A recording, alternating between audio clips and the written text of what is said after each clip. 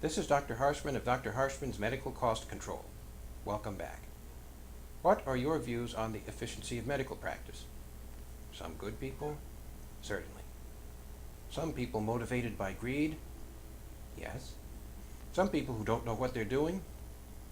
Of course. Some old ideologies that make no sense at all? In the medical community, I mean, not the alternative medicine crowd. Yes, that too.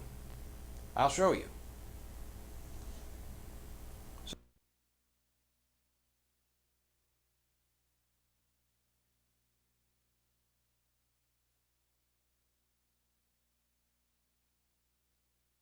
Suppose you have a sore throat and a cough. No fever, nothing to spit up, maybe a runny nose.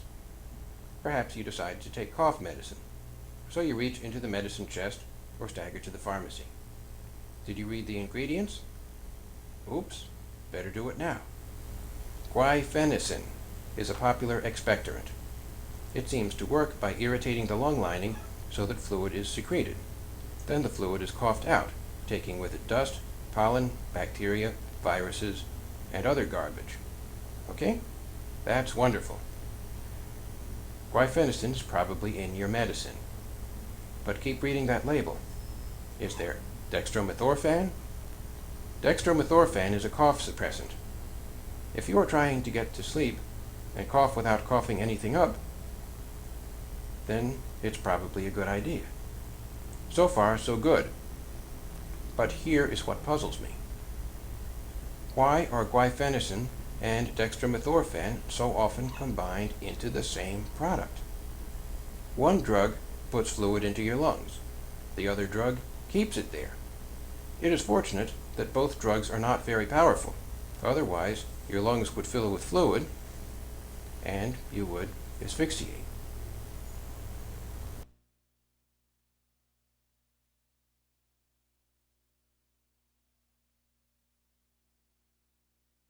Do you have a runny nose? Go to the pharmacy and look for a runny nose remedy. The ingredients are written in fine print that can cause eye strain, for which a popular remedy is eye drops, which, by the way, you can also get at the pharmacy. Begin by thinking about what causes the runny nose. An allergy? Look for an anti-allergy drug, such as diphenhydramine. A virus? Diphenhydramine won't help. You'll need a decongestant such as pseudoephedrine, which has unpleasant and possibly dangerous side effects. Sinusitis? Get it professionally checked. You'll probably need antibiotics. Fortunately, a runny nose is usually caused by allergy or a virus. So you'll want, for example, either diphenhydramine or pseudoephedrine. Start reading some labels. An anti-allergy pill. Diphenhydramine and only diphenhydramine. Just the thing for an allergy. Caution, may cause drowsiness. A decongestant. Pseudoephedrine and only pseudoephedrine. Caution, may be hazardous with hypertension. Did they advise you that your cold may last longer, or that you might get a bloody nose? Oops, sorry. Decongestants, such as pseudoephedrine, work by doing lots of things in the body at once. They reduce nasal secretions, which is exactly what you want. They also tighten the arteries, increasing resistance and raising blood pressure. If blood pressure goes up, then you might have a heart attack or a stroke. Another risk, relatively minor but overlooked, is caused by the dryness of the nose if the secretions are not completely gone. If you blow your nose, then the nasal passages are irritated by the secretions but have no protective mucus layer. Not only that, the nasal passages seem to break easily when blood pressure gets too high. So a bloody nose is a distinct possibility. Now suppose you have high blood pressure and are taking a beta blocker, which is a certain kind of blood pressure pill. A beta blocker does two important things. It reduces the pumping power of the heart, which is good, and it shuts off the neurologic signal that relaxes the arteries and keeps blood pressure low. Shutting off that signal is not so good. The first effect works better than the second, so the blood pressure medicine does reduce blood pressure. But watch what happens when the patient takes a beta blocker and a decongestant. The heart pumps less. The arteries clamp shut. The body tries to relax the arteries, but the beta blocker won't let it. The blood pressure hits the ceiling, and the patient hits the floor. Any nitroglycerin in the house? If you can't save the patient, you can always blow up the drug company.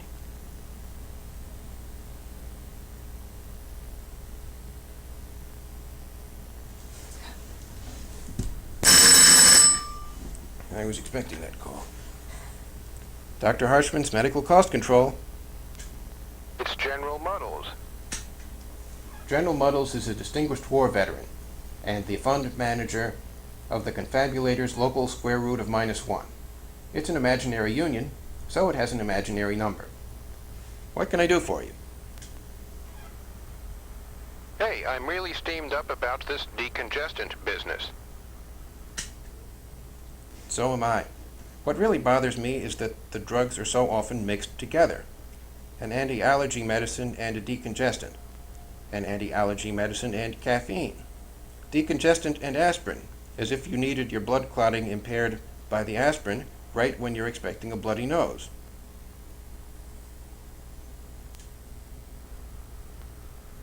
So what can I tell my members? Tell them to use a vacuum cleaner and a new air conditioning filter to treat allergies. Not often effective, but cheap and usually overlooked by physicians. Also, a vaporizer to steam clean their nasal passages in case of a virus. Use the hot water kind. Don't put dust all over everything and risk an allergy to airborne water impurities. Is there any reason for the drugs? Yes, if it's a one drug per product preparation, when the symptoms match the drugs. Drug marketers want to sell everyone on a one product cures all approach, so people will buy the same product each time without thinking first. That means people get the side effects of everything and the benefits of only one drug in general. Make your members think before they take the drugs. They might decide not to. That's healthier for them and cheaper for the union. Thanks.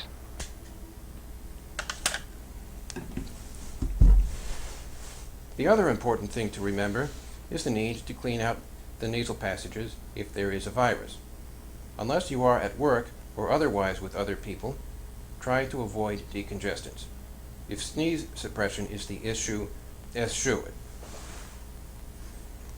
Sorry, false alarm.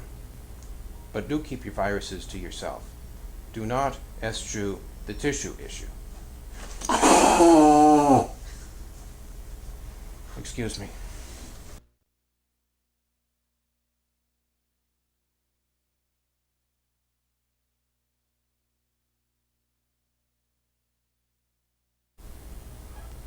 What would you say if I told you there are 10 treatments for heart rhythm problems that have no side effects?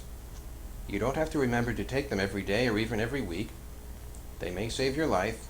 They're not expensive. You don't need a prescription, and most physicians don't tell you about them. They're not likely to be useful, but you sure can count on them.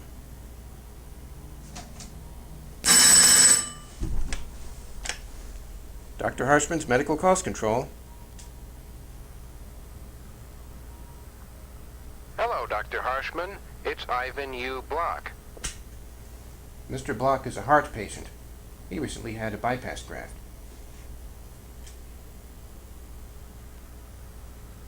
I followed your advice and went to the Mensch Medical Group. You know what they had me do?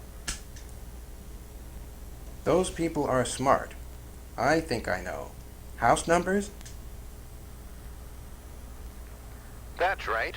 Put the numbers on your house big and contrasting so the ambulance drivers can find you in a hurry. Is that what you meant when you said we could count on them? That's right. Hold on. I'll show the audience. 1, 2, 3,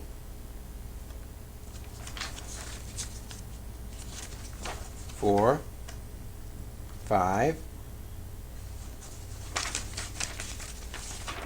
6, 7,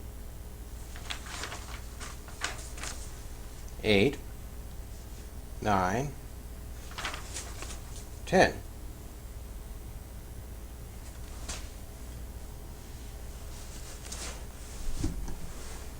Thank you, Mr. Block.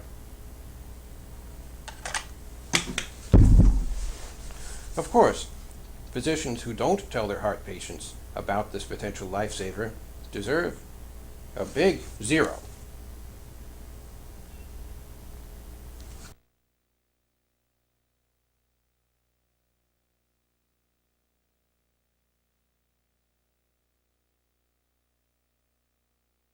Blood pressure. You put the blood pressure cuff around the arm, inflate it, listen with the stethoscope to learn when the blood stops flowing, and that's the pressure, right? Let's think about that. The kitchen sink has no water right now. Let's watch what happens when a plumber thinks like that. Remember Biller Killer Mishmash? He's the weird guy that attacks unfair doctor's bills and makes mishmash out of them. I understand he's trying to start a plumbing business. Very expensive, though.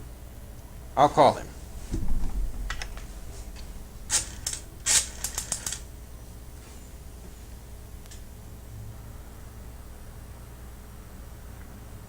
Mishmash plumbing, leaks fixed, hot water heated, sewer pipes cleaned out. We also do bank accounts. I told you he was expensive. It's Dr. Harshman. Hey, Doc, how you doing? So far, so good. Listen, though, my kitchen sink has no water. Do you think you can fix it? Sure, I'll be right over.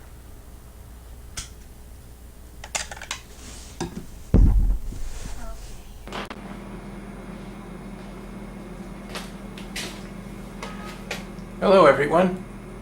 My name is Biller Killer Mishmash. Dr. Harshman asked me to come over to check the water coming out in the kitchen sink, so I did. I brought my pressure gauge, too. Well, let's first test this thing. Nope, no water. Better find out where the block is.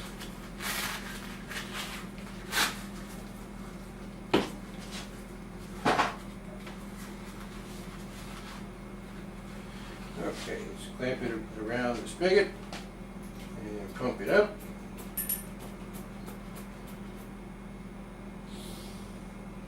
Nope. There is plenty of pressure up here, so I gotta get the aerator out. I think that's the problem. Time for my favorite show. Now this is what you should do in a kitchen.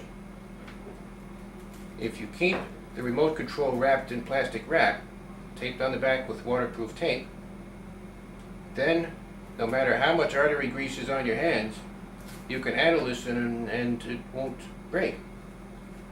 The plastic here won't stop the signal. That way the artery grease stays in your arteries, right? Well, anyway, let's have a look at that program. Hey, wait, there's something strange going on here. Hey, that's me. I'm on television. Hello out there in TV land. Oh, wait, I got it backwards. I'm on TV. You're in the real world. Hello out there in the real world. You see something wrong? That mishmash plumber assumed that the pressure on the gauge was the pressure in the spigot. But it wasn't.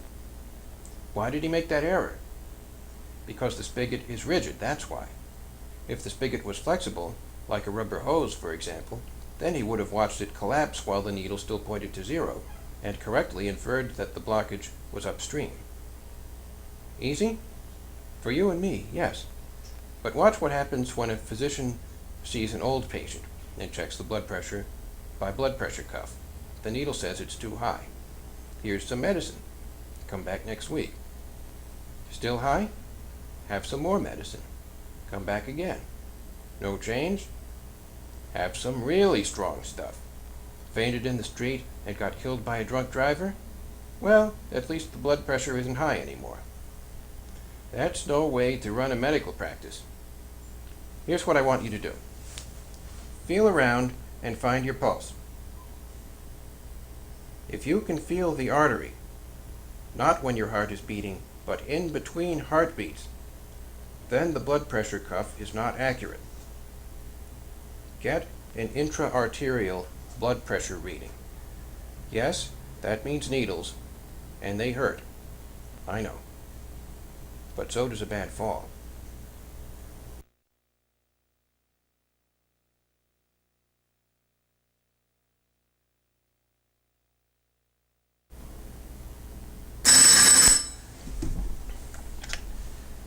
Dr. Harshman's Medical Cost Control. Hello, Dr. Harshman. It's Ivan U. Block again. Hello, Mr. Block. What can I do for you? I thought you'd be interested in a new approach to the malpractice problem. General Muddles gave it to me. Okay, let's...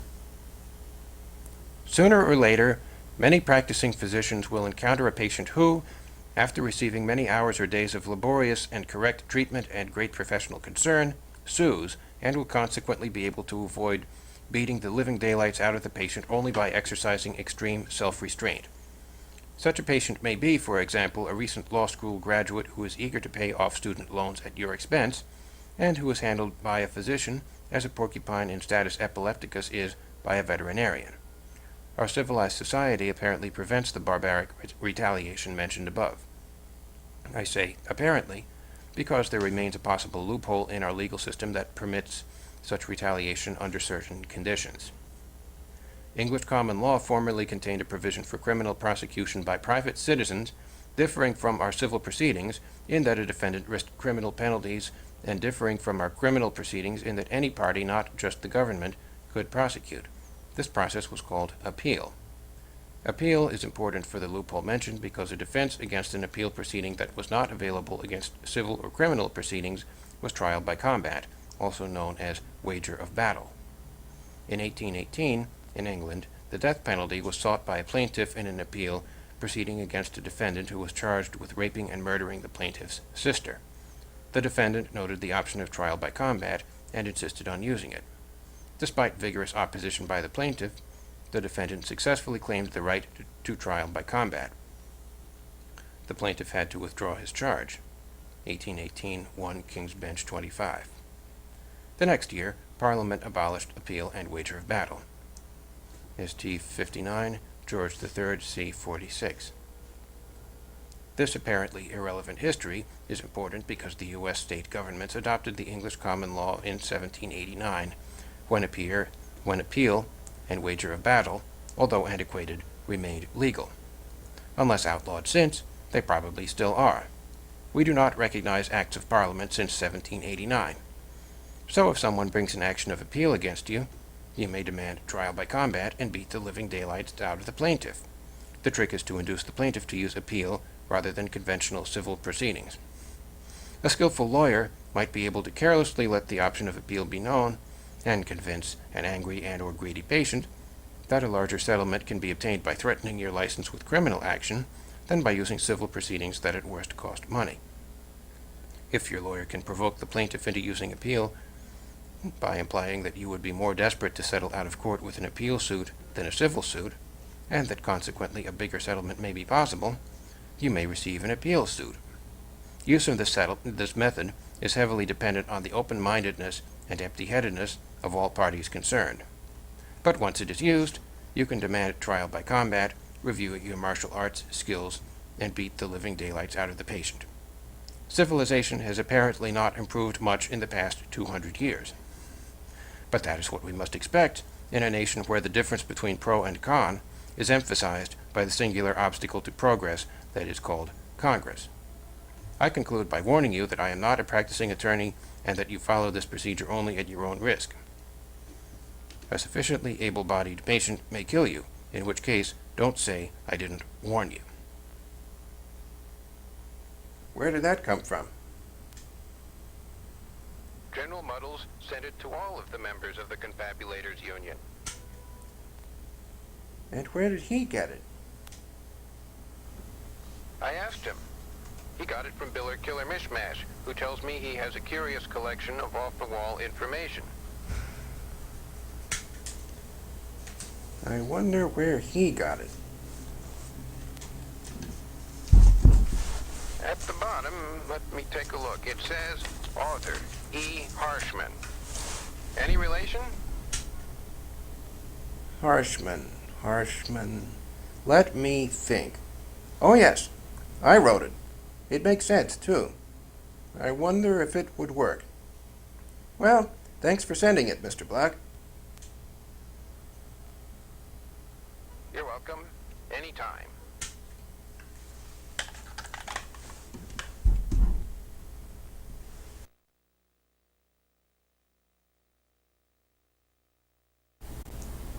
Well, there you have it. Some approaches and ideologies don't make sense. Learn what I tell you, and remember it after I'm gone. My time has come, and I must fade away.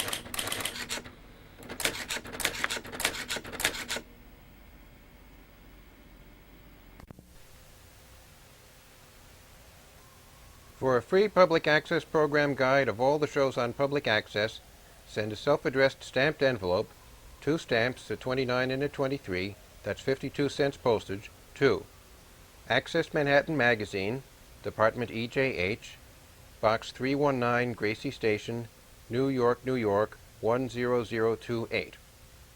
Please specify if you want Paragons or Manhattan Cable's schedule. It's free.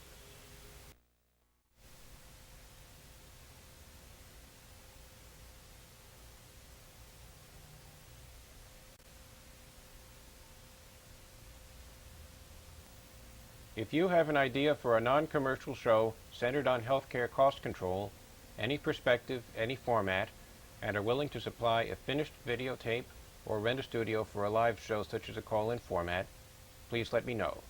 212-865-7552. If you have an idea for a show not related to healthcare cost control, but like another show you see, then maybe its producer would be interested. Call the telephone number displayed during the show and offer your ideas and, very important, labor. It's public access, and you're the public.